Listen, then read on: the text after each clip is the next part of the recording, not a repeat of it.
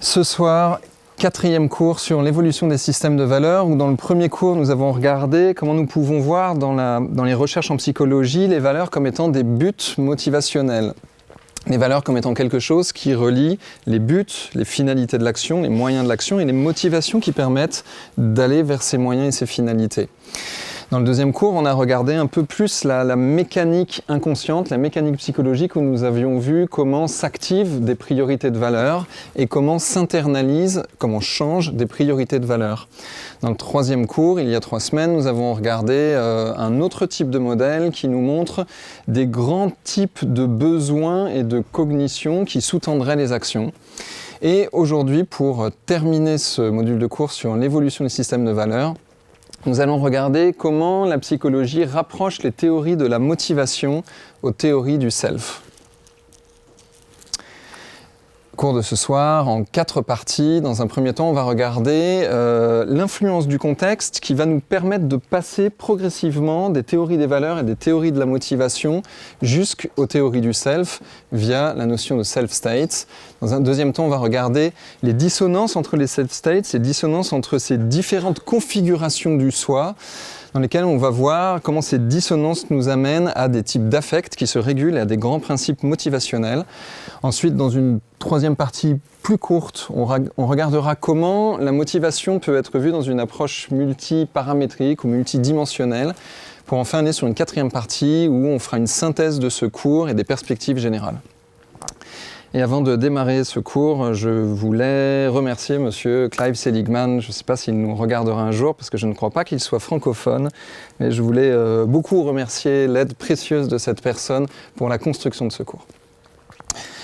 Pour rappel de ce qu'on a vu très brièvement dans le premier cours, on a un point de vue sur les valeurs, buts motivationnels comme étant transsituationnels, c'est-à-dire qu'on définit les valeurs comme étant des buts motivationnels qui sont priorisés, avec des priorités hiérarchisées, et ça ne dépend pas des contextes et ça ne dépend pas des situations. Vous vous rappelez ? Ok. Ça, c'est ce qu'on avait vraiment défendu dans le premier cours. Or, je vous avais montré dans le premier ou peut-être dans le deuxième cours que Seligman et Katz en 1996 vont montrer autre chose que cette histoire-là. Ils vont dire, oui, en effet, il y a bien un système de valeurs général, ce que j'ai noté SV ici dans les slides, mais il y a aussi des systèmes de valeurs qui sont contextuels. Et en gros, à chaque type de contexte apparaît un type de priorité de valeur particulier. Et ce soir, on va regarder un peu plus en détail ce point de vue défendu par Seligman et Katz et on va voir comment ils en sont arrivés là. Tout d'abord, ils montrent qu'il y a un biais dans la méthodologie d'origine de Rockich en 1973, celle sur laquelle s'était appuyé Shalom Schwartz. Puisque dans la méthodologie de Rockich était proposé classer ces valeurs par ordre de leur importance pour vous en tant que principes qui guident votre vie, en tant que principes qui sont guidants pour votre vie. Et cette articulation que j'ai mis ici en bleu, en tant que principe qui guide votre vie, ça va donc questionner les valeurs en tant que grand système général transsituationnel. Et bien sûr, Seligman et Katz vont dire, ça c'est un terrible biais, on ne peut pas dire que c'est transsituationnel si on a questionné du transsituationnel. Évidemment, une fois que quelqu'un l'a aperçu, ça paraît assez logique. On a donc bien le système de valeurs général qui est questionné, qui a permis à Rockich puis à Schwartz de dire les systèmes de valeurs sont donc transsituationnels. Alors Seligman et Katz ont posé quelques hypothèses et mis en place des expériences pour pouvoir les vérifier. Ils sont allés questionner les systèmes de valeurs à propos d'un thème général, donc avec les questions de Rockich, puis à propos d'un sujet spécifique. En l'occurrence, dans les études que j'ai ramenées ici, ils sont allés questionner sur le rapport à l'environnement et sur le rapport à l'avortement. Dans un premier temps, ils vont poser la question classique. Classer ces valeurs par ordre d'importance pour vous en tant que grand principe qui guide votre vie. Puis, ils vont poser une deuxième question. Classer ces valeurs par ordre d'importance pour vous en tant que guide, en tant que principe qui guide votre évaluation et vos sentiments à propos de la question de l'avortement. Et là, on voit bien, les deux questions sont très claires. Une générale et une ciblée sur une thématique particulière. Ce qu'on voit apparaître, c'est que les priorités de valeur vont varier entre le classement général et le classement lié à un thème. Alors ici, sur votre... c'est toujours difficile pour moi, ça, celui qui est à jaune, c'est votre gauche ou droite ? D'accord, donc votre droite, c'est ma droite, on va faire avec ça. Donc, sur notre droite, je vais y arriver avec ce mot-là.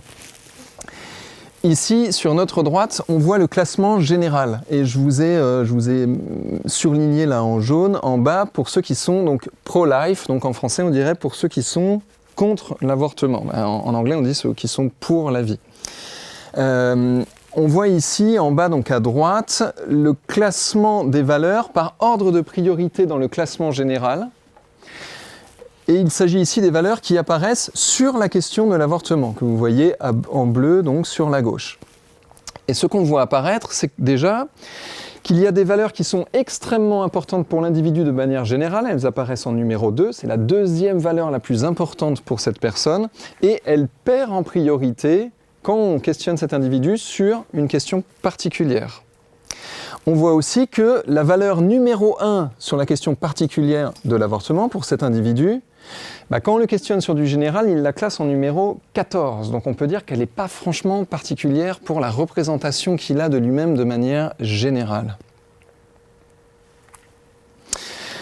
Alors Seligman et Katz vont aller un petit peu plus loin et ils vont se demander qu'est-ce qui se passe si on questionne les systèmes de valeurs de manière libre après avoir fait de l'amorçage. Et là je vous ramène directement, donc amorçage, priming, je vous ramène directement au cours qu'on a vu sur la suggestibilité. Dans un premier temps, ils vont faire venir des gens et leur poser une question. Classez ces valeurs par ordre d'importance pour vous, point. Puis, on les fait revenir 3 semaines plus tard et on fait de l'amorçage en leur disant rédigez une histoire basée sur la phrase Jeanne pense à faire un avortement, à avoir un avortement. Ou bien rédiger une petite histoire basée sur la phrase Jeanne pense à prendre un cours, à aller suivre un cours. Et ce que vont montrer Seligman et Katz, c'est que quand on les réinterroge sur la même question, classer ces valeurs par ordre d'importance pour vous après ces deux types d'amorçage, et bien sûr, l'ordre d'importance a changé. Des variations importantes vont apparaître dans les priorités de valeurs selon l'amorçage qui a été généré par le contexte. Et les valeurs relatives aux thématiques amorcées, évidemment, elles vont être suscitées dans le classement qui semble être libre. Classer ces valeurs par ordre d'importance pour vous. Cet amorçage, il est contextuel et il a permis ce qu'on va appeler une accessibilité à des valeurs qui vont rester temporairement prioritaires. Pour résumer ce qu'on vient de dire là, si on demande à quelqu'un « Qu'est-ce qui est important pour toi dans la vie ?», sa réponse va dépendre des thématiques et des contextes dans lesquels son esprit, entre guillemets, sa cognition, s'est baladé les moments précédents. Et là, du coup, on ne peut plus du tout être en accord avec le point de vue de Rockitsch et les premiers travaux de Schwartz. Dans une phrase comme ça, cet amorçage contextuel a permis une accessibilité à des valeurs qui demeurent temporairement prioritaires. On a 4 grandes notions clés. La notion d'amorçage, de priming qu'on avait vu dans l'importance de la suggestibilité, la notion d'accessibilité que nous introduisons dans ce cours pour la première fois, le fait que quelque chose est capable d'accéder à quoi nous le verrons dans la suite du cours, la notion de priorité de valeur que nous avons montrée dans les premiers cours, et la notion de durée et de persistance après cet amorçage. Est-ce qu'on est clair jusqu'ici ? Mais ils ne se sont pas arrêtés là. Ils sont allés questionner les systèmes de valeurs selon différentes configurations du self, selon différents self-states, et je vais préciser ce point dans les slides suivantes. Ils sont allés poser 2 questions qui orientent l'esprit dans 2 directions différentes. La première, classer ces valeurs par ordre d'importance pour vous en tant que principe dans votre vie et selon la façon dont vous les utilisez réellement, factuellement, pour prendre des décisions à propos de votre conduite au quotidien. La deuxième question, classez ces valeurs par ordre d'importance pour vous, selon la façon dont vous ressentez que vous devez ou que vous devriez être guidé par elles en tant que grand principe dans votre vie, ou selon la façon dont vous vous sentez obligé d'être guidé par elles pour prendre des décisions à propos de votre conduite au quotidien. La première question, classement des valeurs selon la façon dont vous les utilisez. La deuxième question, classement des valeurs selon la façon dont vous pensez qu'il faut les utiliser. Et là, il y a une sacrée nuance. Évidemment, ça ne va pas donner les mêmes résultats. En jaune, ici, en bas à droite, la façon dont je les utilise en vrai. Ici, en bas à gauche, la façon dont je pense qu'il faudrait les utiliser. Et évidemment, ça change. Par exemple, quand on me questionne sur la façon dont je pense qu'il faut les utiliser, eh bien, la valeur qui est première pour moi dans mon action au quotidien, quand je n'ai pas cette notion de « il faut », cette valeur, dans mon auto-évaluation de mes actions au quotidien, elle change dans le classement. Elle devient beaucoup moins prioritaire. Et à l'inverse, il y a des valeurs dans mon quotidien, dans ce que je fais de manière factuelle, ce que je me vois faire en vrai. Il y a des valeurs qui me semblent très peu importantes pour les décisions que je prends dans ma vie quotidienne, qui deviennent extrêmement prioritaires si on me demande qu'est-ce que je crois qu'il faut que je fasse dans ma conduite au quotidien.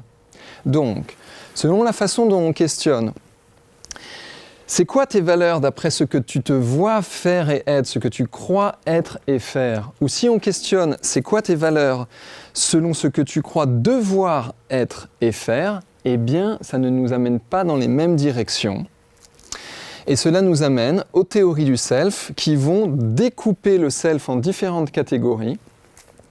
Par exemple, ici, 2 catégories, 2 self-states, 2 états du soi, 2 configurations de la perception de moi-même qu'on appelle le soi. Ici, un soi factuel et un soi lié à des obligations. On va donc avoir une dissonance entre des priorités de but motivationnel, entre 2 configurations du soi. Cette étude nous permet donc de relier la théorie des valeurs aux différentes théories du self. On pourrait dire qu'elle nous permet de relier tout ce qui est de type but, motivation, moteur d'action, à ce qui est de type identité, personnalité, multiplicité interne. Stephen Itlin, en 2003, va montrer que les différentes théories du valeur, en plus, permettent d'être comme un outil de translation, de réunion entre les différentes théories du self, mais comme il y avait beaucoup de choses à présenter ce soir, j'ai préféré laisser ça de côté. Pour résumer son étude, il va montrer que la notion d'identité personnelle, elle est composée de buts motivationnels et que ces buts motivationnels sont le cœur du self et que ce self, il a plusieurs facettes. Et c'est ce que je voudrais vous présenter dans la deuxième partie de ce cours. Mais pour résumer la première partie du cours, on a 3 grands points clés. Le premier, c'est que le contexte modifie nos priorités de valeur. Nous avons bien un système de valeurs potentielles par type de contexte, mais nous avons néanmoins un système de valeurs général qui est plutôt une forme de grande abstraction par rapport à nous-mêmes.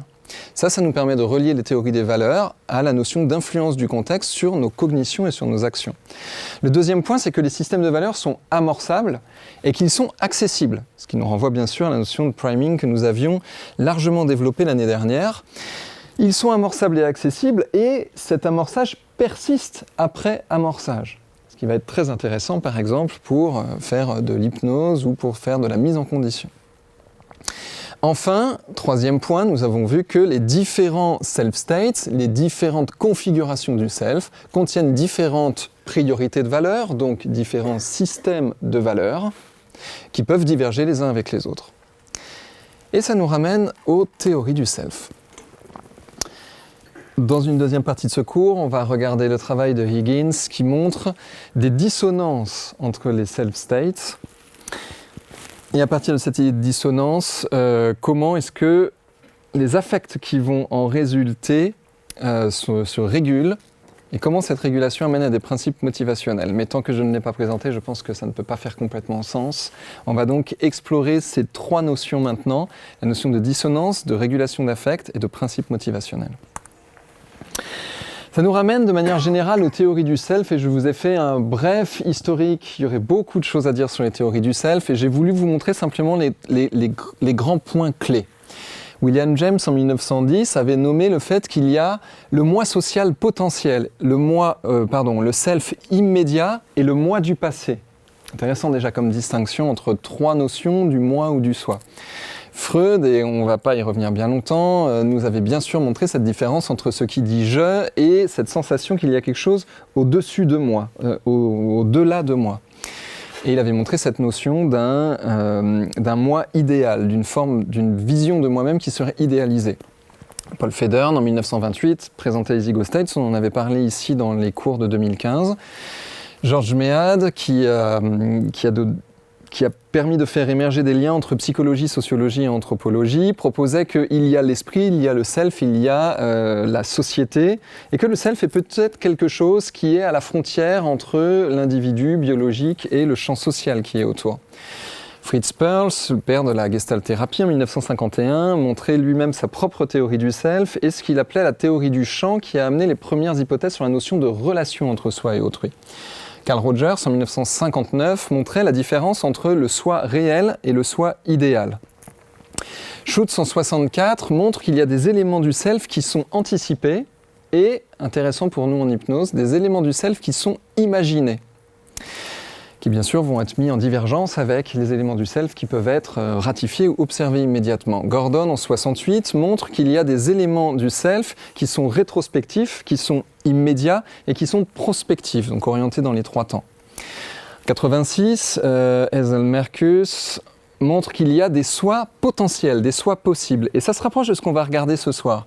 Elle propose l'idée qu'il y a ce que je pourrais devenir, ce que j'aimerais devenir et ce que j'ai peur de devenir. Et que ça, ce sont des selfs potentiels qui, bien sûr, vont activer différemment nos moteurs d'action ou nos buts motivationnels. Tori Higgins, en 1987, et c'est son travail que nous allons explorer ce soir, montre qu'il y a 6 états du soi, 6 self-states. Enfin, plus proche d'aujourd'hui, Herbert Hermans, en 1993, a montré que ces différences entre self créent une réalité qui est dialogique, et c'est le propos que j'avais étayé dans les cours de début 2016. Plus proche d'aujourd'hui encore, Sedikid en 2001 montre qu'il y a un self individuel, un self relationnel et un self collectif. Et enfin, Hitlin, dont j'ai nommé l'étude tout à l'heure, montre comment nous pouvons, par tous ces points de vue, relier les théories des valeurs, la notion d'identité personnelle et la notion d'identité sociale. Et au milieu de toutes ces théories sur le self, qui ne sont qu'une brève sélection, là on a à peu près 100 ans d'évolution du concept, et ce soir, on va simplement regarder la théorie de Higgins en 87, enfin 87 et à peu près jusqu'à aujourd'hui. Alors, qu'est-ce qu'on appelle self-states? Parce que je vais utiliser ce terme-là ce soir. Les self-states representations, si tant est que mon anglais soit OK, ce sont les différents types de représentations de moi. Et le point clé, c'est que c'est au pluriel. Des self-states, différentes représentations de moi. Donc, dans un premier temps, Higgins montre qu'il y a 3 types de self. Actual self, c'est le soi factuel, nous pourrions dire, c'est ce que je suis. Plus précis, j'irai sur la précision après. Le soi idéal, ideal self, c'est ce que j'aspire à être, c'est ce que je souhaiterais être. Et enfin, oct self, le soi qui est lié aux obligations, c'est ce que je dois être, c'est ce qu'il faut que je sois. Ce que je suis, ce que j'aspire à être ou voudrais être, ce qu'il faut que je sois, ce que je dois être. Pour préciser, le actual self, ce que je suis, c'est la représentation que j'ai des attributs que moi ou autrui, on croit que je possède. Quels attributs pensais-je que je possède? Eh bien, je vais me voir avec certaines qualités, avec certaines façons d'être, avec certains types d'actions, avec certains types d'aspirations, etc. Ce sont les attributs que je me prête à moi-même, c'est la façon dont je me définis. Le soi idéal, ideal self, c'est la représentation des attributs que moi ou les autres souhaitent que je possède. S'il s'agit de moi, eh bien c'est ce que je souhaiterais être, c'est ce que je souhaiterais avoir, c'est ce que je souhaiterais faire. Et enfin, le oct self, lié aux obligations et aux devoirs, c'est la représentation que j'ai des attributs que moi ou les autres croient que je devrais posséder. C'est ce que moi ou les autres, on croit que je dois être. C'est ce que, d'après vous ou moi, je crois qu'il faut que je sois. OK pour la différence entre les 3? Super. Parce qu'on va compliquer un tout petit peu le truc. Et Higgins montre que ça a une deuxième variable. Ça dépend, est-ce que c'est d'après les autres ou d'après moi? Donc sur le actual self, on pourrait avoir ce qu'on a en bas, là, les standpoint on the self. C'est est-ce que je me prends moi-même comme référence à propos de cela? Ou les other standpoint on the self, c'est est-ce que je prends les autres comme référence par rapport à cela? Donc je vais vous montrer, c'est un système assez simple. Dans le actual self, on va donc avoir 2 entrées. Il y a ce que je suis d'après moi et ce que je suis d'après eux. Et d'après chacun d'entre eux, à vrai dire. Au niveau de l'idéal, il y a ce que j'aimerais être, ce que j'aspire à être, et ce que eux, ils aimeraient que je sois. L'idéal que eux ont de moi. ce qu'ils aspirent à ce que je devienne. Vous savez, quand on dit « Oh, tu as tellement le potentiel pour cela », c'est l'idéal qu'ils ont de moi. Enfin, au niveau des obligations, il y a ce que je dois être d'après moi, ce que d'après moi, il faut que je sois. Mais il y a aussi ce que eux veulent que je sois, ce que d'après eux, je devrais être, ce qu'ils m'obligent à être, ce que d'après eux, il faut que je sois. Alors, ça peut paraître un peu étonnant, mais prenons un exemple un peu trivial. Par exemple, non, on ira sur les exemples plus tard. Vous voulez des exemples ou est-ce que c'est clair jusqu'ici ? Ça va ? Ok. Juste une question, parce que les autres, oui, c'est pas forcément les autres. Alors en effet, ta question est très juste. Je réfléchis à comment reformuler ta question, comme il n'y a pas de micro dans la salle. Ok, face à ta question sur est-ce que c'est les autres en général ou est-ce que c'est l'autre, quelqu'un en particulier, ou est-ce que c'est un tout ? En effet, Higgins nomme l'idée qu'il y a les autres en général, mais que en fait, selon chacun des autres, selon chacun des autrui face à moi, eh bien, ça va amorcer quelque chose de différent. Mais, comme ça l'amenait dans quelque chose de trop complexe, il a d'abord, en 87, été le premier à théoriser qu'il y a le moi actuel ou factuel, le moi idéal et le moi lié aux obligations, du point de vue de moi, et du point de vue des autres, on va dire, pour faire simple dans ce cours, des points de vue des autres en général. Ok ? Donc, tout ce qui est du soi actuel, factuel, il le nomme le self-concept. Comment je me conceptualise, nous pourrions dire. Et tout ce qui est de l'ordre du soi idéal ou du soi lié aux obligations, il appelle ça les self-guides, ce qui va guider le soi, ce qui va être une référence pour le soi. Alors, bien sûr, actual self, donc ce que je me vois être par moi-même, ce que je me prête, eh bien ça va être mes comportements, mes valeurs, mes attitudes. Et puis ce que les autres me prêtent, ça va être aussi un ensemble de comportements, d'attitudes, de valeurs. Le soi idéal d'après moi, ce que j'aspire à être, ça va être mes espoirs et mes souhaits personnels sur ce que je pourrais atteindre. Là, ça va très vite être lié aux espoirs, aux aspirations, aux... il y a un autre terme pour ça, mais il ne me revient pas. Aux ambitions, par exemple, tout à fait. Sauf si les ambitions sont liées au troisième niveau, le soi qui est lié au devoir, mais le mot ambition peut marcher pour les deux. Le soi lié au devoir, ça va être mon propre sens de la moralité et de la justice. Le soi lié au devoir du point de vue des autres, eh bien, ça va être les normes sociales et les standards moraux que les autres me contraignent à devoir suivre. Le soi idéal du point de vue des autres, ce sont les espoirs et les souhaits que les autres ont vis-à-vis de moi. C'est ce qu'ils aimeraient que j'atteigne. C'est ce qu'ils aimeraient que je devienne. C'est pas qu'ils disent il faut absolument que tu le sois. Hein. C'est pas il faut l'être. Mais ça a un goût de ah, je suis tellement convaincu que tu peux y arriver. Tu en as tellement de potentiel. Ce qui peut pourtant mettre beaucoup de pression aussi. Et enfin, le soi actuel du point de vue des autres, mais je crois que je l'ai déjà nommé, ce sont les comportements qu'ils voient de nous, les attitudes qu'ils nous prêtent, les valeurs qu'ils pensent que nous possédons. 6 états différents, 6 self-states. Est-ce que le modèle est clair jusqu'ici ? Alors je vais le dire pour la caméra, je vois d'ici, pour certains aussi, je vois des petits sourires dans la salle que je projette comme étant on va bien s'amuser avec ce modèle. C'était un peu ça ? Oui, ok. Évidemment, je vous rappelle le travail de Seligman et Katz, 1996. En fonction des questions qu'on pose, ce n'est pas seulement que les gens ne donnent pas les mêmes réponses, c'est qu'ils n'ont plus les mêmes priorités de valeur une fois qu'on a amorcé d'une façon particulière. Une fois qu'on a amorcé quelque chose d'une façon particulière, ça oriente le système de valeurs. Et Seligman montrait, au niveau des obligations vis-à-vis de moi-même ou au niveau de ce que je suis, si on demande de classer ces valeurs en fonction de ce que vous vous voyez être, en fonction de ce que vous croyez que vous êtes, ou si on pose des questions de type classer ces valeurs en fonction de ce que vous croyez devoir être, ça ne donne pas les mêmes réponses. Et par ailleurs, si on amorce une thématique particulière, de manière générale, à propos de l'avortement, à propos de l'environnement, on ne donne pas non plus les mêmes réponses. Donc là, sur 2 dimensions différentes, ça devient dépendant, fortement dépendant du contexte et des self-states. Toujours clair jusqu'ici ? Alors tant mieux parce que du coup, là, on va commencer à multiplier les dimensions. La correspondance avec les métaprogrammes, c'est que ce qui est lié à mon point de vue, idéal ou obligation, eh bien c'est ce que dans les métaprogrammes on appelle la référence interne. Ce qui est lié au point de vue des autres, dans mes obligations comme dans mes idéaux, c'est ce qu'on appelle la référence externe. Ce qui est lié aux obligations de moi ou des autres, c'est l'opérateur modal nécessité qui dans les métaprogrammes est opposé à ce qui est l'idéal de moi ou des autres, ce qui s'appelle la possibilité, l'opérateur modal de possibilité dans les métaprogrammes.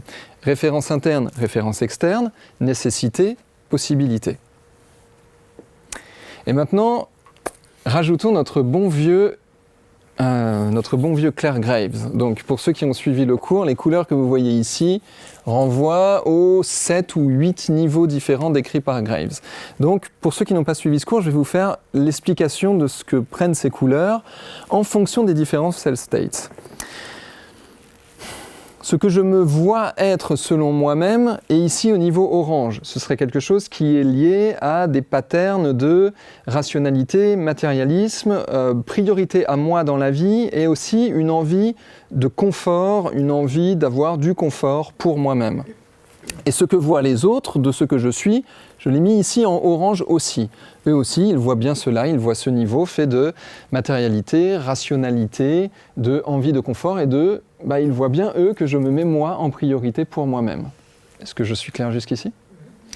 Dans mes idéaux, j'ai mis le niveau jaune. Et dans mes idéaux, eh bien, ce serait l'idée, quand je dis mes, c'est les idéaux vis-à-vis de moi-même, il y aurait ici l'idée de transcender en fait ces niveaux de valeur, de pouvoir ces niveaux d'existence, de pouvoir les utiliser de manière contextuelle et de pouvoir les utiliser comme on en a bien envie. Et puis il y a cette idée de revenir à soi, mais dans ce truc un peu détaché du monde parce que je ne suis plus dans une recherche de satisfaire mes besoins. Mais dans mes obligations, on est dans les niveaux rouge et bleu, où le niveau rouge dit quand même, du point de vue des obligations, il faut quand même pas se laisser faire et il va falloir aller défoncer tout le monde. En tout cas, il est hors de question de se laisser faire et ce sera moi d'abord coûte que coûte. Ce truc un peu guerrier là, avec une conscience de soi un peu primaire. Primaire pas au sens négatif, primaire au sens premier. Et puis il y a le niveau bleu qui, du point de vue des obligations, dit un peu quand même, il faut que ce soit bien ou mal. Et puis il faut se conformer à ce qui est censé être ce à quoi on se conforme. C'est ce qu'il faut faire. Voilà, le niveau bleu, il est un petit peu basique. Et vous voyez ici l'idéal que j'aurai de moi-même.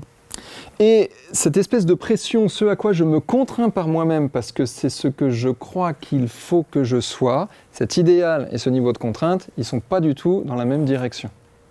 Et d'autre part, ils sont aussi en conflit avec ce que je me vois être au quotidien. Dans cette première colonne, je me vois être dans quelque chose où il y a de l'ambition et de la matérialité. J'aspire à être quelque chose qui reste centré sur soi, mais qui transcende tout cela. Mais il faut ne pas se laisser faire et il faut se conformer parce que c'est une obligation pour moi-même, d'après moi-même. Mais les autres, eux, c'est très différent pour eux, leur regard. Ils me voient bien comme étant dans quelque chose niveau orange, avec de l'ambition, de la matérialité, d'une envie de confort et beaucoup du moi. Mais eux, ils aimeraient bien que je sois vert, ils aimeraient que je m'ouvre aux autres, que je sois dans l'harmonie avec les autres. D'après eux, ce serait bien parce que j'en ai le potentiel, c'est l'idéal qu'ils ont de moi. Et en plus, d'après eux, au niveau des obligations, il faut que je sois comme ça. Et là, on va voir 4 types de conflits. Alors, j'ai utilisé ici le travail de Graves pour illustrer le travail de Higgins. Mais le travail de Higgins ne mentionne absolument jamais le travail de Graves. Je ne l'ai utilisé que pour une illustration. Je ne voudrais surtout pas que vous ressortiez de cette présentation ou du visionnage de cette vidéo en pensant que Higgins avait nommé ce que je viens de dire avec les catégories de Graves. Clair ? Si on revient à Higgins, Higgins montre qu'il y a 4 grands types de dissonance. La différence entre ce que je suis et ce que j'aspire à être, la différence entre ce que je suis et ce que je me contrains, ce que je crois que je dois être, la différence entre ce que je suis et ce que les autres, la façon dont les autres m'idéalisent, et la différence entre ce que je suis et ce que je crois que les autres pensent que je devrais être. 4 types de dissonance. En anglais, ce sont des self-discrepancy, des dissonances, des désaccordages entre différentes représentations de moi. 4 types différents qui vont être liés à tout un ensemble d'émotions, d'affects et de ressentis. Est-ce que c'est toujours clair jusqu'ici? Donc on garde pour la fin? Ok. Donc, non, cela dit, c'est pas clair? Ou tu as une remarque? Non, plutôt à la fin, je pense que ce sera plus judicieux. C'est clair jusqu'ici? Oui.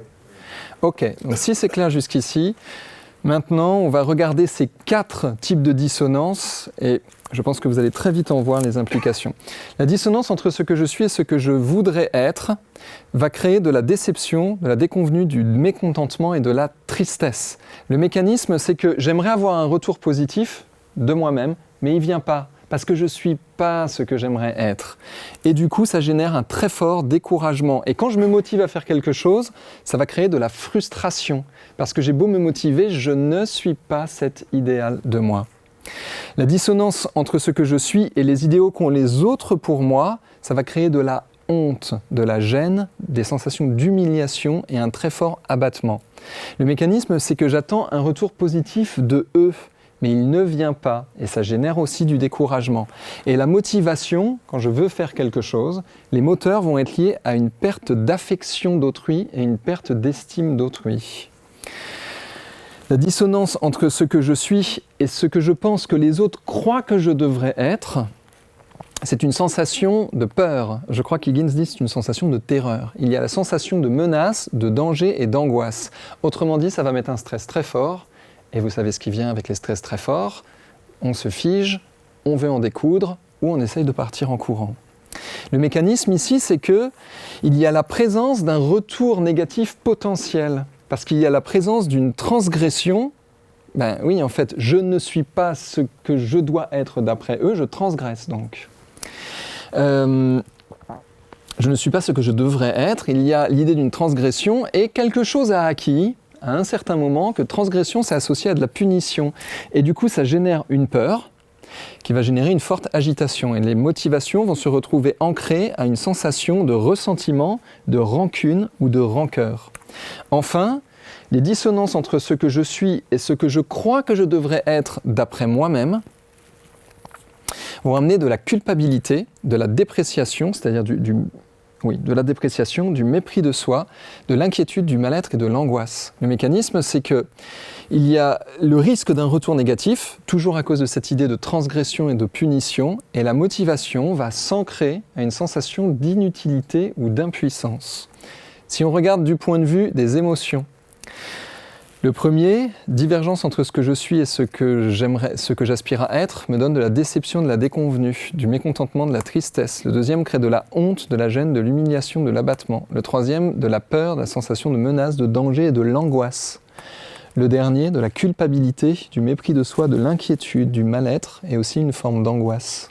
Et quand on regarde ces 4 types d'affects, on voit un lien entre théorie du self et affect. On voit aussi un lien entre théorie de la motivation et affect. Nous avons ici une forme de décodeur à 2 dimensions, comment les affects sont corrélés à des types de dissonances entre différents self-states et comment les dissonances entre différents self-states sont corrélées à des affects. Higgins a émis l'hypothèse à la fin de son article de 1987 qu'il y aurait peut-être un lien aussi entre l'absence de ces dissonances et les affects positifs. Et j'ai été assez surpris de chercher dans son travail et dans le travail de ses suiveurs quelqu'un qui aurait développé ce travail et à notre connaissance, pour l'instant, ce travail n'a pas été développé. Il montre que l'absence de dissonance entre ce que je suis et ce que j'aspire à être, ça crée du bonheur et de la satisfaction. Et que l'absence de dissonance entre ce que je suis et ce que je crois que les autres voudraient que je sois, ça crée du calme, de la tranquillité, un sentiment de sécurité. Et les 2 autres, il ne les a pas questionnés. Enfin, du moins, il ne dit pas les avoir vus apparaître. Il dit bien dans son papier en 1987, des études ultérieures devraient aller creuser cette question qui nous semble être importante, mais à ma connaissance, je n'ai pas trouvé d'informations qui aillent dans cette direction, ce qui m'a beaucoup intrigué. Est-ce que ça va toujours jusqu'ici? Vous voyez, avec ces 4 types d'affects, on a un espèce de décodeur général qui va nous permettre de nous y repérer, parce que non, le mécontentement, la honte, la sensation de stress et la culpabilité ne sont pas, du point de vue de ce modèle, reliés aux mêmes mécanismes de base. Et on peut aller cibler des mécanismes de base. Parce qu'on en discutait un peu avec Clément en préparant ce cours, et on se disait, les gens ne viennent pas en disant moi j'ai un problème, une dissonance entre ce que je suis et ce que je me contrains à être. Ils viennent en disant je me sens pas bien, je me sens coupable et je ne comprends pas pourquoi. Ils viennent avec des affects en général. Alors bien sûr, peut-être qu'il y a des idéaux de développement personnel où les personnes en cabinet viennent en disant je me sens bien et je veux aller mieux, et c'est possible que ça existe, mais quand même souvent en cabinet, les gens ils viennent avec du somato-affectif. Je me sens mal dans cette situation, physiquement, je ne me sens pas bien. Donc ça nous ouvre pas mal de perspectives.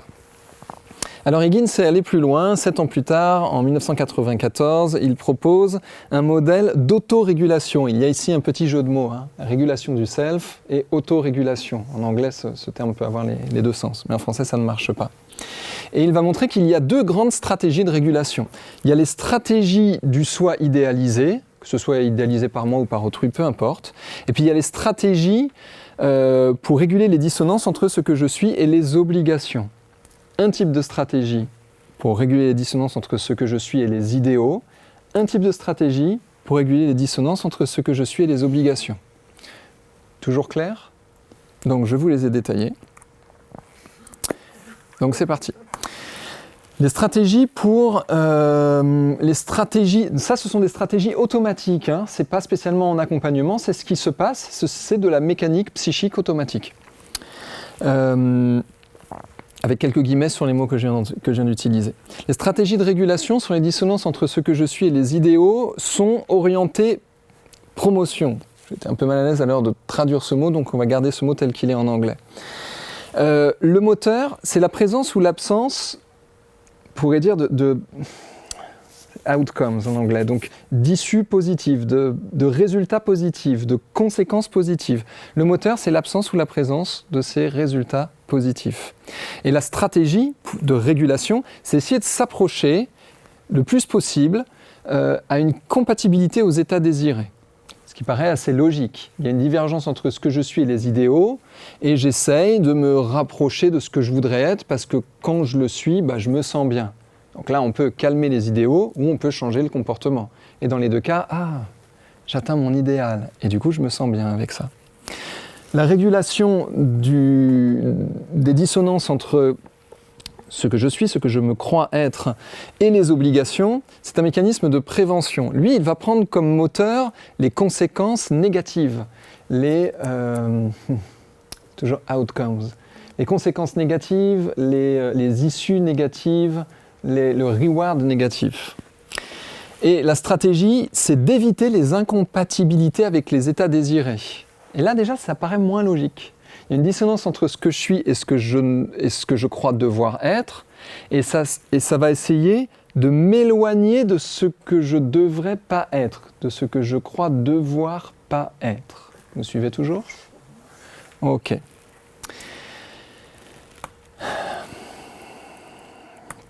Ici, on a un lien avec les métaprogrammes.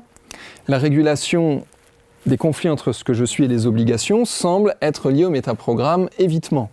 Et la régulation des dissonances entre ce que je suis et des idéaux est liée au métaprogramme aller vers. Pour ceux qui sont un peu branchés métaprogramme, ici une petite note. Pour ceux qui sont branchés renversement de métaprogramme, il me paraît évident, il serait absurde de simplement renverser le métaprogramme sans renverser l'objet. Par exemple, on ne va pas dire « éviter le malaise », je le transforme en « aller vers le malaise ». Ça paraît trivial, je crois. Donc il faut quand même y garder l'objet, éviter l'incompatibilité, aller vers la compatibilité. Éviter le malaise, aller vers autre chose que le malaise. Ça peut paraître un peu évident, mais parfois, on va peut-être parfois un petit peu vite sur ces questions-là. Alors autant dans des cours précédents, on avait mis en lumière que association, dissociation, ça posait des problèmes, et on proposait le vocable associé à quoi, dissocié de quoi. Et ici, on pourrait dire, aller vers quoi, éviter quoi. Ce qui nous permettrait d'y voir un peu plus clair sur la notion générale des métaprogrammes. Donc c'était le moment spécialiste métaprogramme. Bref. On continue notre tableau, les systèmes de régulation. La régulation des conflits entre ce que je suis et des idéaux va prendre comme référence une version de soi désirée et va essayer de réduire la dissonance entre ce que je suis et cette version de moi désirée, ce que je voudrais être. Ça paraît logique ? Pour réduire la dissonance entre ce que je suis et mes idéaux, ça va aller prendre à l'intérieur de l'esprit, on pourrait dire, comme référence la version de moi désirée, celle que j'aimerais être. Et ça va essayer de réduire l'écart pour calmer les affects qui me posent problème. Plus clair comme ça ? Et ce mécanisme-là paraît relativement logique. Mais pour réguler la dissonance entre ce que je suis et les obligations, ça marche d'une manière qui n'est pas du tout intuitive. Ça va prendre comme référence la version de moi non désirée et ça va augmenter la dissonance entre ce que je suis et la version de moi non désirée. Et là, les affects vont augmenter. Et pourtant, c'est, de ce qu'a montré Higgins, le système de régulation entre ce que je suis et les obligations. Ça va chercher ce que je ne veux pas être et ça augmente la dissonance entre ce que je suis et ce que je ne veux pas être, augmentant par là les affects. Je vois que ça a chopé ton attention, Antoine, cette histoire-là. Régulation des idéaux, ça prend ce que je veux être et ça réduit la dissonance. Régulation des obligations, ça va chercher ce que je ne veux pas être et ça augmente la dissonance. Donc pour l'illustrer, imaginons ce personnage par exemple. Et comme vous pouvez le voir, il semble avoir un aspect un peu double. Et il y a quelque chose qu'il aimerait être. Et ça dissonne, vous voyez, ce n'est pas un petit ange avec des ailes, mais il aimerait être ça. Donc du coup, un mécanisme va aller chercher cette version... Un mécanisme va aller chercher cette version désirée de lui et va réduire la dissonance. Et réduisant cette dissonance, ces terribles affects d'abattement et de honte vont se réduire. Et ça paraît logique.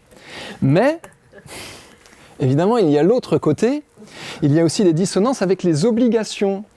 Ce qu'il croit qu'il devrait être d'après lui ou d'après les autres. Et pour réguler les affects qui y sont liés, des sensations de peur, de stress, de panique et des sensations de culpabilité et de ressentiment, pour calmer ces affects, ça va augmenter les dissonances avec ce qu'il ne veut pas être. Et ça, c'est pas du tout intuitif. Et ça nous relie directement à ce qui se passe parfois dans des cabinets de thérapie, en hypnose d'accompagnement, où surgissent des espèces de personnifications qui prennent de plus en plus d'espace et qui grondent en pointant de plus en plus fort. Mais je ne sais pas ce que vous êtes en train de faire dans cette séance, mais je me sens de moins en moins bien, et il y a quelque chose qui dit « il ne faut pas être comme ça ». Et ça va charger cette référence négative. Alors, il y a plusieurs personnes qui ont vu ça dans le cours de l'histoire avant Higgins. Sullivan, en 1953, disait cette espèce... Excusez-moi, je recommence ma phrase. Sullivan, en 1953, disait, on pourrait appeler ça le bad me. Erik Erikson, dont on a déjà parlé ici, en 1963, disait cette espèce d'archétype, on pourrait l'appeler le evil identity. L'identité, comment on traduit evil ? Maléfique. L'identité maléfique. Marcus, en 1986, disait c'est le feared self, c'est la version de soi qui nous fait peur. Et là, c'est quand même aberrant d'avoir cette slide, mais enfin bon. Et là, prenons attention, il ne s'agit pas des obligations elles-mêmes, mais de la version de soi qui en découlerait si on ne les remplissait pas, qui est chargée et qui se pointe, entre guillemets, dans l'esprit. Donc évidemment, pour ceux qui font de l'hypnose, je crois que vous voyez très bien où on veut en venir. Enfin, pour finir notre tableau, quand on est dans des régulations du self, c'est-à-dire quand les gens de manière automatique, je le rappelle, je ne parle pas d'accompagnement, je parle d'automatisme, de mécanique psychique. Alors naturel, on ne sait pas, mais du moins de mécanique psychique observée. Il y a des gens qui, toute leur vie, sont en train d'essayer de réguler la divergence entre moi et mes idéaux. Ils passent leur temps à faire ça, entre moi, mes idéaux, moi, leurs idéaux. Ils ne s'en rendent pas compte, c'est un mécanisme inconscient, mais ils passent leur vie là-dedans. Et ils sont en polarité entre joie-tristesse, ou son corollaire, bonne humeur, abattement, bonne humeur, abattement. Et puis, d'après Higgins, il y a un autre type de population qui, elle, est tout le temps en train d'essayer de réguler la divergence entre moi et mes obligations, moi, les obligations que les autres voudraient que je remplisse, et eux, ils sont dans un autre type de polarité, calme, agitation, ça polarise, ça switch, ou son corollaire, sérénité, nervosité, ça va switcher. Et Higgins disait dans son papier en 1998, il semblerait qu'il y ait vraiment deux types de populations qui ne sont pas en fait dans les mêmes modes de tonalité émotionnelle d'arrière-fond. Il y a des gens qui sont dans des régulations qui les emmènent sur joie-tristesse, d'autres qui sont dans des régulations qui les emmènent sur sérénité, nervosité. Alors bien sûr, ne soyons pas manichéens, il y aura certainement des gens, d'une part, qui fonctionnent autrement que ça, on trouvera toujours un contre-exemple, et il y aura certainement des gens aussi qui auront les deux mécanismes à 50-50, et enfin une dernière catégorie qui n'a aucune régulation nécessaire. Ceux-là, ils ont bien de la chance. Enfin, les régulations du soi, des divergences entre le soi perçu et les idéaux vont porter sur les notions d'évolution, de développement et de croissance. La thématique psychique principale va être à cet endroit-là. Tandis que les régulations entre le soi perçu et les obligations vont porter sur les notions de protection, de sécurité, de responsabilité. Donc le S ici, on le remettra plus tard, de responsabilité. Deux thèmes que nous connaissons bien en fait en hypnose ericksonienne, la notion d'évolution et la notion de protection dans les intentions positives d'un mécanisme qui nous échappe, qui essaye de protéger. Et Higgins, qui à ma connaissance n'a pas de grande référence vers le travail de Milton Erickson, a pourtant bien mis ça en lumière. Alors qu'est-ce qu'on fait de ça en accompagnement ? En 1998, Higgins indique différentes façons de réduire les dissonances en accompagnement et comment les différentes approches d'accompagnement et les différentes approches thérapeutiques s'y prennent pour réduire ces dissonances. Par exemple, en fait, c'est assez simple. Pour réduire ces dissonances, il y a trois grands moyens. Soit on modifie le self-concept, donc comment je m'évalue, soit on modifie les self-guides, donc les idéaux et les obligations que je me traîne, parce qu'en fait, mes idéaux et mes obligations sont à moi. Et puis les idéaux des autres, en fait c'est la façon dont je me mets en lien avec qui me pose problème. Et les obligations que je crois que les autres me donnent, à nouveau c'est la façon dont je me mets en lien avec qui pose problème. Donc tout ça, ça peut se régler à une échelle individuelle et intrapsychique. Donc modifier le concept que j'ai de moi-même, modifier les self-guides, idéaux ou obligations, ou bien changer l'accessibilité aux dissonances. Et on y reviendra tout à l'heure à cette notion d'accessibilité. Higgins montre que la modification du self-concept par l'action, ça c'est présent dans les approches comportementalistes. La modification du self-concept par l'herméneutique, c'est-à-dire par l'interprétation qu'on a sur les phénomènes et sur soi-même, ça c'est présent dans les approches psychodynamiques et cognitives. La modification des self-guides, des références, eh bien c'est présent dans les approches psychodynamiques et cognitives, pas dans le comportementalisme.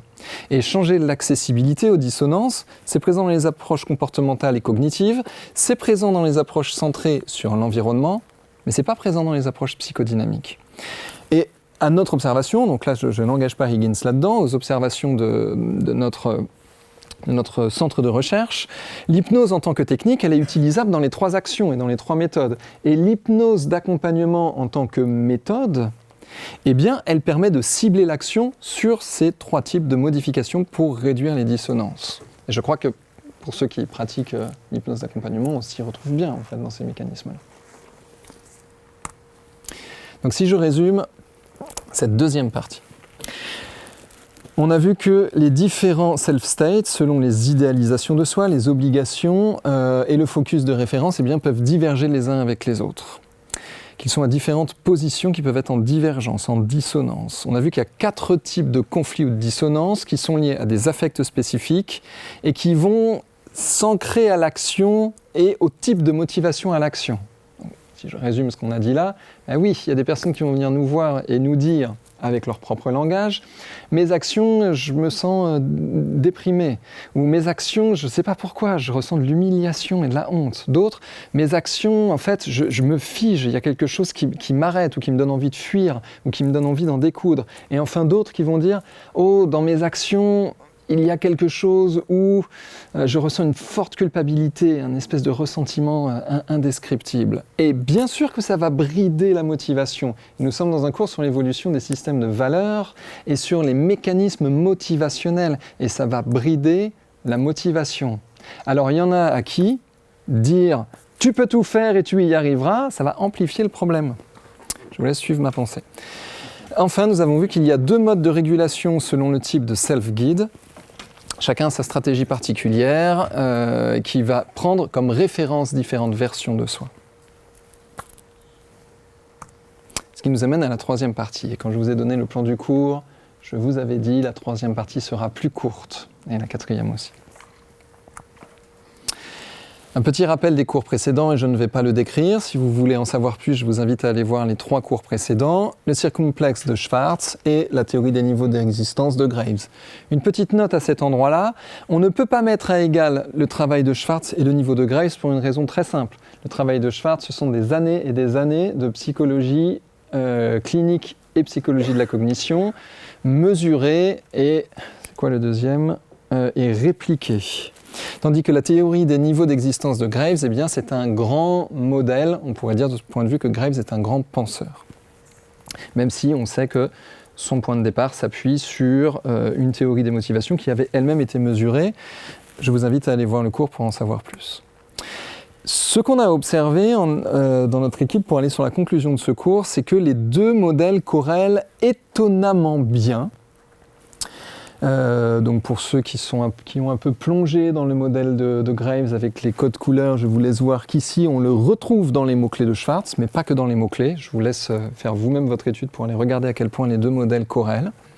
Et des études très récentes, 2017, des Allemands, Merck et ses collaborateurs, ont mesuré les corrélations entre les 2 modèles. Et voilà, ici vous voyez l'évolution des valeurs chez Graves qui correspond très bien, on va dire, au circumplexe de Schwartz, alors que les 2 modèles ne se sont jamais rencontrés dans la littérature de Rockich, de Schwartz et de leurs suiveurs jusqu'à aujourd'hui. On ne trouve pas de référence à Graves, donc évidemment c'est quand même assez intriguant. Et le travail de Merck et ses collaborateurs en 2017 est, à notre connaissance, la première étude qui allait croiser les 2 modèles pour voir si au niveau statistique ça corrélait.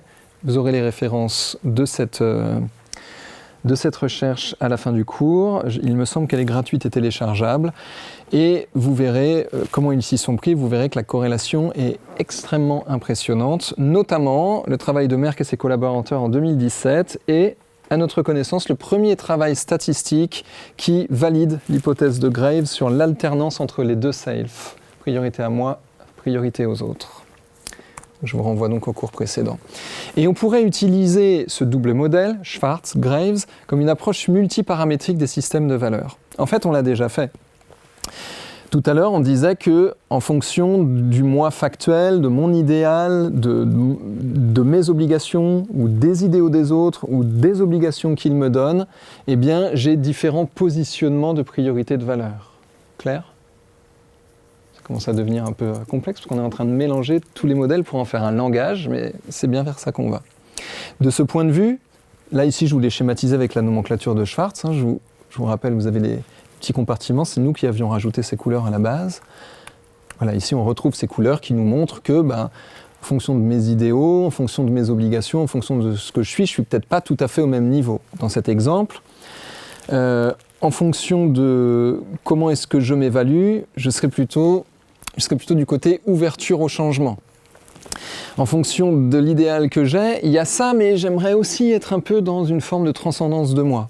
Et puis par contre, au niveau de mes obligations, non, faut quand même assurer la survie du groupe, la sécurité du groupe social autour de moi, à commencer par ma famille. C'est quand même au niveau des devoirs ce qui prime avant tout. On voit bien des conflits entre ce que je me vois être, ce que j'aimerais être, et ce que je crois devoir être. Ici, on peut situer des dissonances selon les différents self-states. On pourrait faire la même chose avec les systèmes de valeurs de Graves, en disant, selon les différents self-states, je suis à différents niveaux dans l'évolution des niveaux d'existence du point de vue de Graves. Je vous rappelle que chaque niveau contient les précédents, il ne les remplace pas, il les contient, donc on peut se balader dans les différents niveaux. Mais on peut renverser la nomenclature, et c'est là que je voulais en venir ce soir. On pourrait dire que les systèmes de valeurs permettent de qualifier différentes activités humaines. Bien sûr, ils permettent de qualifier les différents self-states. Toujours clair jusqu'ici ? Super. Mais ils permettent aussi de qualifier d'autres choses. Par exemple, je pourrais être dans certains types de priorités de valeur, au niveau d'existence, au niveau cognitif, à d'autres types au niveau affectif, à d'autres types au niveau relationnel, d'autres au niveau éthique, d'autres au niveau psychosexuel, etc., etc., etc. Mon évolution dans les niveaux d'existence ou mon système de priorité de valeur peut être hétérogène ou asynchrone selon différentes activités de ma cognition, selon différentes activités psychophysiologiques. Et ça paraît assez évident, non, quand on le dit comme ça ? Ça paraît logique. Eh bien pourtant, cette idée que je viens de nommer fait partie des grands modèles émergents de ces 10-20 dernières années. Et Johan Henry, qui viendra donner une conférence ici la semaine prochaine, prendra le temps de montrer comment Ken Wilber a été un des pionniers pour montrer cette idée de développement selon certains critères qualificatifs, ici les systèmes de valeurs ou les niveaux d'existence, comment notre développement, selon certains qualificatifs, est non synchrone, non homogène, selon nos différentes activités psychophysiques. Toujours clair ? Super. Ça m'arrange bien quelque part. Mais par ailleurs, sur une activité, imaginons par exemple sur mon relationnel, sur une activité, au fur et à mesure du temps, je peux changer de niveau. Je peux être dans le orange, puis dans le rouge, puis repasser dans le orange, aller me balader un peu dans une alternance entre le vert et bleu parce que c'est pas bien stable, revenir au orange, m'établir dans le vert quelque temps, et puis revenir encore au orange. Dans le temps, ça peut évoluer. Je rappelle que ces noms de couleurs que je viens de nommer, et je vous renvoie au troisième cours, ces noms de couleurs que je viens de nommer renvoient à des grands types de façons de concevoir le monde et de se mettre en relation avec le monde et soi-même. Et si on ne tient pas compte du temps, on pourrait faire de la typification psychologique avec un questionnaire qui donnerait vous êtes 65% orange, 20% vert, 5% bleu, 10% rouge, monsieur. En gros, vous êtes un bon gros orange, un peu verroïde, et le reste, on s'en fout. Sauf que les moments où je suis dans le rouge, je ne suis pas à 10%. Sur ce paramètre que j'ai nommé ici relationnel. Les moments où je suis dans le rouge, je le suis à 100%. Et c'est ça le problème. Alors, on a le temps. On a des qualificateurs par priorité de valeur ou par niveau d'existence, sur différentes activités. Et ça dépend du contexte. Et voilà le modèle vers lequel nous sommes en train de nous acheminer. Je vais le renommer tout à l'heure. Quelques perspectives de cette approche. D'abord, les typifications psychologiques, elles ne tiennent pas compte de l'aspect multidimensionnel de l'individu et de son déploiement temporel. Donc, méfiance. Les questionnaires de psychologie, ils ont tendance à faire des généralisations à partir d'aspects spécifiques. Par exemple, poser des questions sur classer votre système de valeurs selon la façon dont il y a ces grands principes qui guident votre vie. Et on va généraliser en disant ça s'applique donc aux situations spécifiques. Et on a vu ce soir que ce n'est pas nécessairement le cas. Ces différentes approches de l'existence humaine, par typification psychologique et par réduction non contextuelle, non temporelle, tendent à figer l'évolution d'un individu et ils risquent de s'y identifier. Ils risquent de se dire « le questionnaire dit que je suis comme ça » et ça va devenir saillant. Je vous renvoie à la suggestibilité et au premier de ces cours. Et comme ça devient saillant, je le deviens d'autant plus parce que ça active mes priorités de valeur. Les approches en stade de développement, elles aussi, on peut en faire une critique, elles ne tiennent pas compte de l'hétérogénéité. Les approches en stade de développement, elles ne tiennent pas compte de l'aspect hétérogène de l'évolution de l'individu. En effet, l'évolution de l'individu, ce n'est pas quelque chose qui évolue comme ça de manière synchrone. Je peux avoir beaucoup évolué au niveau relationnel parce que, par exemple, j'ai beaucoup voyagé sur la planète et le fait de voir des gens être en relation de manière différente m'a appris une fluidité relationnelle, mais je peux avoir très mal évolué, par exemple, au niveau psychosexuel et au niveau affectif. Et l'inverse est possible aussi. Enfin, nous avons tendance à nous considérer comme un tout homogène et constant, alors qu'il semblerait que nous soyons plutôt quelque chose qui est composé et impermanent, avec des évolutions qui sont hétérogènes. En résumé de cette troisième partie, on a vu 3 points clés. Non, Si, 3 points clés. Je ne sais pas pourquoi c'est écrit 2 là. Les systèmes de valeurs, ils peuvent être utilisés comme des qualificateurs ou des descripteurs de différentes activités de l'individu. Et à ce point, je voulais te remercier, Bernard, je m'adresse à notre ami Bernard Fried, pour m'avoir soufflé la piste du mot qualité pour pouvoir finir de résoudre cette énigme sur les systèmes de valeurs. Premier point, les systèmes de valeurs peuvent être utilisés pour qualifier, pour décrire les différentes activités de l'individu. Le deuxième point, ils sont multidimensionnels ou multiparamétriques. Et le troisième point, les théories des valeurs, elles nécessitent de tenir compte des variations des paramètres dans le temps. Et là, on se dit, il est compliqué ton modèle, Coco. Parce qu'il est compliqué, mais ce n'est pas un modèle, c'est une description de fonctionnement de l'esprit. On en fait un modèle puisqu'on décrit, mais ce sont des mécanismes psychiques. Ici, on n'est pas chez Claire Graves avec une grande théorie. Tout ça vient de... J'allais dire de fait, donc on ne va peut-être pas aller jusque-là, mais tout ça vient d'études avec des données observées, mesurées et répliquées. Ce qui nous amène doucement à une synthèse du cours et aux perspectives générales de ce que nous avons vu dans les 3 points de ce cours. Si on résume ce qu'on a vu dans les 3 points de ce cours. Premier point, le contexte peut amorcer des priorités de valeur et y faire accéder. Clair ? Super. Deuxième point, des conflits éventuels entre systèmes de valeurs qui sont dans différents self-states corrèlent à des affects négatifs et la régulation automatique de ces affects négatifs crée une grande tendance motivationnelle personnelle. Une phrase drôlement complexe si on n'a pas suivi le cours. Autrement dit, si on la balance au début du cours, cette phrase, elle ne peut pas faire sens. Si on la dit à la fin du cours, c'est pas simple. Si vous prenez le temps de regarder ce modèle en détail, vous verrez ça apparaître dans vos relations au quotidien, dans votre relation à vous-même, et vous les verrez apparaître dans les descriptions que vous donnent vos clients en séance. Je vais la redire. Les conflits éventuels entre systèmes de valeurs, les conflits de valeurs, qui sont à différents niveaux, à différents self-states, différentes représentations de soi. Ce que je crois être, comment je m'idéalise, ce que je crois devoir être. Ces conflits de valeurs, ils corrèlent avec des affects négatifs. Et ces affects négatifs, il y a quand même un truc dans le corps, dans l'esprit, dans la cognition qui se dit on va essayer de réguler ce truc-là, parce que les affects négatifs, ça ne me sert pas à grand-chose, donc j'essaye de réguler. Et ça crée une tendance motivationnelle générale. Orienté promotion qui va être du côté joie, polarité joie-tristesse, et qui va être plutôt orienté évolution, croissance, développement, ou du côté prévention avec des polarités nervosité calme, agitation, sérénité, et qui vont faire porter l'individu plutôt sur des questions de protection et d'autosécurité. Enfin, troisième point que nous avons vu ce soir, les systèmes de valeurs, ils permettent de qualifier les différentes activités de l'individu, des activités qui sont dans des niveaux asynchrones et qui varient dans le temps. Vous avez ici les 3 grands points clés que nous avons vus ce soir, qui montrent un modèle général. Un modèle qui est à plusieurs entrées, parce qu'il y a de nombreuses dimensions. Et je vous invite vraiment à le prendre et à le reprendre. Parce que là, si vous voulez, vous êtes à la pointe de la recherche psychologique sur les buts, les motivations, les besoins, les self-states, etc. De nombreuses dimensions, les contextes, les self-states, l'évolution et le temps. Est-ce qu'il y a un truc à redire sur ça ?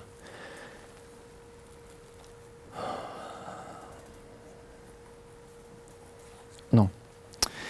Et différentes approches dans la psychologie, dans la recherche sur les valeurs comme but motivationnel, une approche évolutionniste, une approche non évolutionniste, une approche transsituationnelle, une approche contexte dépendant.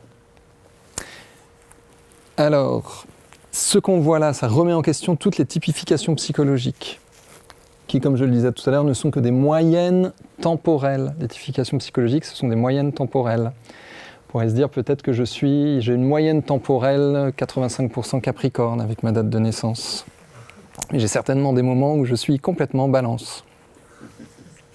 Peut-être, vérifions, faisons des études, créons des protocoles pour vérifier tout cela et peut-être que ça pourrait nous dire de nouvelles choses sur la façon dont nous nous identifions à ce que nous croyons être, devoir être et vouloir être. Notre positionnement ici, dans l'équipe de recherche Arche Hypnologie, eh bien, c'est un positionnement que j'ai surligné en orange en bas. C'est une position plutôt évolutionniste et plutôt contexte dépendant, plutôt qu'une approche qui ne tiendrait pas compte de l'évolution et de l'influence du contexte. Ce que nous avons vu en synthèse, c'est que ça nous fait apparaître une nouvelle nomenclature sur deux choses, sur différentes dynamiques et sur différents contenus. En termes de dynamique, on a parlé dans les différents cours d'internalisation. L'internalisation, c'est la façon dont on s'auto-attribue des priorités de valeur. Vous vous rappelez cette boucle de science, boucle de justification, qui va nous faire internaliser des priorités de valeur jusqu'au moment où on va dire c'est d'après moi, c'est moi qui ai choisi d'avoir ça comme valeur parce qu'elle est super, ça paraît évident. Et c'est peut-être plus complexe que ça. Une notion d'activation, d'amorçage, d'accessibilité qui va nous montrer comment le contexte fait prioriser des valeurs pour nous. Et une dynamique de dissonance et de régulation qui va nous montrer comment les systèmes de valeurs se hiérarchisent. À partir de quoi ? Eh bien, à partir de dissonance d'affect et d'autorégulation d'affect. En termes de contenu, on a vu 5 niveaux de contenu apparaître. Le premier, ce sont les besoins, les motivations et les buts. Nous pourrions dire que ce sont les moteurs d'action, les moyens et les finalités vers l'action réelle ou imaginée. Le deuxième niveau, ce sont les contextes qui apparaissent ici comme étant les déclencheurs et les inhibiteurs de ces différents modèles, de ces différents moteurs. Le troisième niveau, ce sont les comportements qui sont donc l'expression motrice de ces moteurs. Le quatrième niveau, ce sont les affects qui sont donc l'expression somatique, les ressentis kinesthésiques et émotionnels, l'expression somatique de ces moteurs. Et enfin, le dernier niveau, ce sont les représentations des self-states qui sont des projections cognitives selon les différents aspects de soi. 5 niveaux distincts les uns des autres qui sont des contenus, 5 niveaux de contenus qui sont apparus dans cette étude sur les systèmes de valeurs dans ces 4 derniers cours. Besoins, motivation et buts, les contextes, les comportements, les affects et les représentations cognitives de différents aspects de soi. Alors j'ai noté ici, je vais vous le dire comme j'ai noté, ces niveaux ils nous invitent à réviser la notion de niveau logique chez Robert Dills, que nous vous saluons Robert Dills si vous nous regardez, et on est très preneurs pour en discuter. Ces niveaux logiques qui sont utilisés dans le coaching, dans la PNL, dans l'hypnose, dans le management, où le terme valeur renvoie à des abstractions cognitives. On dit les valeurs sont comme des croyances ou des super-croyances. Mais on pourrait gagner à réviser ce concept chez Robert Dills et dans la hiérarchie de Robert Dills pour réintégrer la dimension somato-affective des valeurs, qui ne rentre pas dans les fameux niveaux logiques. Je vous laisse vous y référer, on les avait présentés dans un cours d'hypnologie début 2016, dans le module « Un esprit dialogique dans la psychologie occidentale ». Une révision des concepts de Dills nous permettrait de mieux définir ou de redéfinir les interactions entre valeurs, contexte et comportement. 3 niveaux qui sont dans sa pyramide, qui ici ne peuvent plus corréler avec les différents contenus que nous avons fait apparaître. Et enfin, ça nous permettrait de pouvoir réintégrer des dynamiques qui sont manquantes dans son travail qui est très bien en soi, c'est juste une proposition de repartir de ce qui a été fait pour faire un petit peu plus large, c'est ce qu'on fait généralement en sciences. Ça nous permettrait par exemple de réintégrer les dynamiques affect, contexte, motivation. Vous voyez ? Avec la nomenclature niveau logique, là on ne peut pas travailler avec ces questions d'affect, contexte, motivation. Enfin pour finir, quelques perspectives pour l'hypnose d'accompagnement. J'en ai trouvé 5. Tout d'abord, on voit un lien entre l'hypnose et la fonction d'accessibilité. Accéder à des systèmes de valeurs, accéder à des dissonances. On voit que l'hypnose semblerait être un entraînement virtuel à une accessibilité réelle. Parce que quand on est en train de faire de l'hypnose, on dit « imagine ceci, imagine cela, rappelle-toi telle chose, imagine dans le futur comment ça pourrait être ». Mais l'accessibilité aux priorités de valeur, elle est amorcée. Et au moment où elle est amorcée, elle est réelle, elle n'est pas virtuelle. On aurait donc via l'hypnose un entraînement virtuel à une accessibilité réelle. D'où une phrase que nous entendons souvent dans les milieux de l'hypnotique, accéder à des ressources disponibles, accéder à des ressources potentielles. Et je crois personnellement, après avoir passé beaucoup de temps sur toutes ces études, qu'on a passé trop de temps à mettre le focus sur la notion de ressources et trop peu de temps à mettre le focus sur la notion d'accès. Nous pouvons en effet accéder à des moteurs d'action Et une fois qu'on y a accédé, c'est amorcé, donc l'automatisme, il se met en place. L'automatisme est latent, l'automatisme des moteurs d'action est latent, il suffit d'y accéder. Peut-être qu'elles sont là, ces fameuses ressources. De ce point de vue, nos futurisations et nos ancrages en hypnose seraient des mécanismes d'amorçage et une accessibilité qui est contextuelle. Je vais vous le refaire en plus lent. Quand on fait de la futurisation ou quand on ancre des choses par ces procédés qu'on appelle ancrage, quand on fait des associations par ancrage, on serait peut-être en train de faire un amorçage d'une accessibilité. On amorce l'accessibilité elle-même en fonction de différents contextes. Je peux vous le dire en un terme simple parce que je vois que là ça devient un peu complexe après 1h15 de cours. Quand on dit par exemple, imagine ce futur, comment tu veux y être ? Imagine comment tu veux être dans ce futur en vrai. On est en train d'amorcer un soi idéal dans le futur. Et à cet endroit-là, dans ce contexte futurisé, par exemple, comment tu aimerais être dans ta maison, dans ce futur-là, dans cette maison que tu es en train d'acheter, dans laquelle tu vas vivre maintenant, alors que c'est tellement difficile pour toi de laisser cette ancienne maison où tu as eu tellement de souvenirs. Comment tu veux y être ? Comment tu te vois y être ? Est-ce que c'est compatible ou pas ?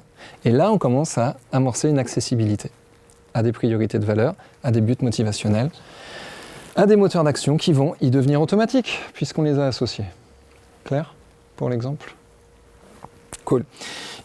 Deuxième point, l'hypnose peut être vue comme une fonction de régulation, où en effet, avec l'hypnose, avec tout ce que je vous ai montré ce soir, on va pouvoir faire de la régulation des affects, donc de la régulation émotionnelle, et on va pouvoir faire de la régulation de la motivation, parce que du point de vue de ce qu'on a vu ce soir, réguler les émotions et réguler la motivation, c'est interdépendant. Les deux trucs sont ensemble comme un engrenage. Merci beaucoup, Grégory. Et nous avons vu qu'il y a des focus régulateurs inconscients, un qui est orienté protection, qui nous rappelle nos histoires d'intention positive, et un qui est orienté évolution, qui nous rappelle toutes ces métaphores de transformation. Protection, évolution, que nous retrouvons beaucoup dans le travail de Milton Erickson et Ernest Rossi. Quelques perspectives pour l'hypnose et les approches dialogiques. Les personnifications des self-states, vous avez vu tout à l'heure le petit ange et le petit démon, des personnifications de self-states ou de ce qu'on prend comme référence pour réguler. Ces personnifications nous permettent de faire des régulations entre les affects et les motivations. Régulation d'affect, régulation de motivation. Mais je pense que tous ceux qui se sont amusés à sortir une boule noire et dire « tiens, si elle pouvait parler, à quoi elle ressemble maintenant et qu'est-ce qu'elle dit ?» se sont un peu baladés dans ce qu'on a vu ce soir. Des idéaux, des encouragements, des injonctions, des obligations, avec des affects positifs, avec des affects négatifs. Et voilà comment nous pouvons faire, comment nous pouvons voir, du point de vue de la motivation et des affects, ce que nous faisons avec ces techniques dites dialogiques, et ces techniques dites en personnification. Et bien sûr, l'hypnose, de ce point de vue, nous permet de faire de la différenciation entre ce que je suis et les introjects que je me cogne. Parce que ce que je crois devoir être d'après moi-même, ça vient d'où si c'est pas introjecté ? Et ce que j'aspire à être, ça vient d'où si c'est pas introjecté ? Et la façon dont je m'observe moi-même, pas ce que j'observe, la façon dont je m'observe moi-même, d'où vient-elle si elle n'est pas introjectée ? Donc on retombe ici sur les grandes théories de la différenciation. Pour continuer, le lien entre l'hypnose et les suggestions, qui devrait vous parler. Tout ce qu'on a vu ce soir nous valide l'importance de bien choisir les opérateurs modaux. Les opérateurs modaux, c'est je peux, je dois, je veux. Ils créent de l'amorçage, ces mots-là. Qu'est-ce que tu veux être ? Qu'est-ce que tu penses que tu devrais être ? Qu'est-ce que tu souhaites être ? D'après toi, qu'est-ce qu'il faut que tu sois ? Toutes ces choses-là, vous l'avez vu avec l'étude de Seligman, vont orienter la réponse puisqu'elles vont aller chercher des priorités de valeurs différentes qui vont orienter la projection via laquelle je donne une réponse à cette question. Importance du choix des opérateurs modaux, et je vous le rappelle, importance de la reformulation à l'identique. Oh oui, j'aimerais être comme ça. Ah, tu crois qu'il faut que tu sois comme ça ? Non, il te parle d'un idéal, tu lui as répondu à propos des obligations. Ce n'est pas du tout la même direction, ce ne sont pas les mêmes affects. Le choix des opérateurs modaux, on pourra en parler pendant longtemps. le choix des contextualisations, puisque en fonction du contexte qui est présent dans la question, ça amorce des systèmes de valeurs particuliers. Et bien sûr, le choix des suggestions, des métaphores, des prescriptions de tâches en fonction de l'accessibilité, de la régulation. Donc là, vous avez non pas une grille de lecture, mais vous avez un modèle de travail à part entière. Pour finir, l'hypnose et l'imaginaire. L'hypnose nous permet de reconnecter le actual self, ce que je me vois être, ce que je crois être, et les idéaux. Et l'imaginaire permet aussi de reconnecter l'actual self avec les obligations, par des approches dialogiques, par des actions imaginales. Par exemple, dans l'imaginal, ça va être un travail en personnification, c'est celui que je nommais tout à l'heure, mais aussi un travail avec des ressources symbolisées. Vous savez, ces fameux symboles qui sont à l'extérieur et qui rentrent à l'intérieur du corps. Mais on peut le faire aussi dans l'imaginal avec nos fameux mythologèmes, ces grands archétypes en mouvement multi-personnages et multi-paysages. Donc ça, c'est ce qu'on avait vu dans le cours sur l'imaginal. Ou bien sûr, dans l'imaginal, quand il y a l'interaction entre la princesse, le château, le prince, le dragon, le feu et l'épée, eh bien, il y a peut-être certaines des choses que nous avons vues ce soir qui sont mises sous forme de symboles. Enfin, du point de vue de l'imaginaire, des réductions des dissonances par des types de questionnements en utilisant des opérateurs modaux et en utilisant l'imaginaire. Exemple chez notre ami Steve Gallegos, un endroit où on n'attendait pas Steve en fait. Imagine cet animal, qu'est-ce qu'il attend de toi ? C'est le soi lié aux obligations du point de vue d'autrui. C'est ce qu'il attend de toi, c'est ce qu'il veut que tu sois, c'est ce qu'il faut que tu sois d'après lui. Peux-tu l'entendre ? Ça va réduire les dissonances parce qu'il y a un dialogue qui est mis en place. Deuxième question chez Steve Gallegos, il n'y en a que 3, donc c'est assez simple. Qu'est-ce qu'il souhaite te dire ? Qu'est-ce qu'il veut que tu entendes ? Voilà ce qu'il te souhaite, voilà le souhait qu'il émet pour toi. Et bien avec la technique de Steve Gallegos, nous avons des régulations entre le soi actuel et les idéaux, le soi actuel et les obligations, et on comprend mieux les régulations d'affect que ça peut nous faire parfois. Parce que des fois on se dit, c'est quand même bizarre que ça tape aussi fort. Enfin pour finir, et c'est ma dernière slide, je m'excuse pour ce cours qui a été un peu plus long que prévu ce soir. Pour finir, une perspective sur l'hypnose d'accompagnement de manière générale, sur l'écologie dans les relations entre les self-states. C'est un apport qui est relativement personnel, ce que je vais dire pour cette dernière slide. Les méthodes d'accompagnement dans l'hypnose semblent à notre équipe assez orientées sur la régulation entre le soi actuel et le soi idéal du point de vue de soi-même. Une bonne régulation qui commence par « qu'est-ce que tu veux ? Qu'est-ce que tu aimerais être ? Qu'est-ce que tu souhaites devenir ou faire ? Qu'est-ce que tu te souhaites à toi-même ? Qu'est-ce que tu es pour l'instant ? Et à partir de ça, de quoi tu as besoin pour rejoindre cet idéal ? Et c'est OK de travailler comme ça. C'est OK, mais si la méthode d'accompagnement ne focalise que sur ça, il y a des dissonances qui ne vont pas être régulées. Elles vont avoir été laissées de côté par un focus un peu trop fort sur ce type de régulation. Donc, il semblerait que dans les différentes méthodes d'accompagnement par l'hypnose, la régulation des autres relations entre self-states soit moins développée.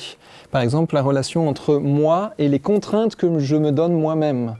Moi et... Alors, quel affect ? Plutôt honte, culpabilité, gêne, vous avez un catalogue à disposition. Régulez, hein ? Ou pas ?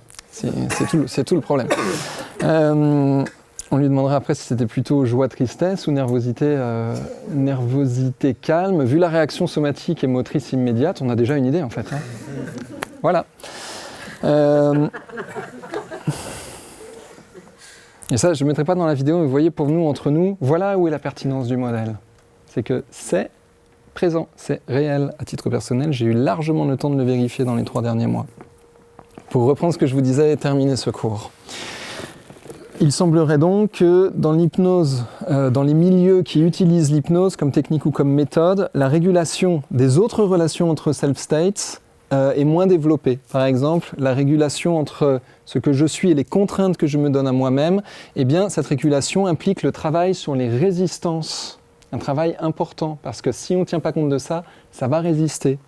De la même façon, la régulation entre ce que je suis d'après moi-même et les autres, et les points de vue des autres sur moi, ce qu'ils veulent ce qu'ils aimeraient que je sois ou ce qu'ils me disent devoir être, ça implique les relations d'objets. Parce que là, on est parti dans une mécanique compliquée. Réguler ce que je suis et ce que je crois qu'ils pensent que je devrais être. C'est moi à plusieurs niveaux, en ping-pong de relations d'objets, cette histoire-là. Et cette régulation est moins développée aussi au sens où les approches des relations entre tous les self-states et tous leurs types de régulation, bien sûr, ça demande du temps en accompagnement, ça demande plusieurs séances. On ne peut pas en une séance d'1 heure mettre à jour tout ça et le travailler en hypnotique, c'est-à-dire avec le temps que prend une induction, avec le temps de relations de confiance à instaurer, etc. Et je voulais vous noter, je ne voulais pas finir par une pub, mais bon, voilà, c'est factuel, c'est la vérité. Parmi ces différents points, il y a beaucoup de points que nous avons déjà développés en cycle 2 ici à l'Arche pour compléter les approches classiques de l'hypnotique. Et il y a d'autres qui sont en train de participer actuellement au développement de notre cycle principal et des modules complémentaires, bien sûr. Mettant tout cela en lumière, nous essayons d'y répondre en montrant différentes méthodes pour réguler les différentes relations entre les self-states, réguler la motivation, réguler les affects. Je vais donc arrêter sur ce point et on va prendre un temps de questions-réponses. Et je vous remercie pour votre attention sur ces 4 cours.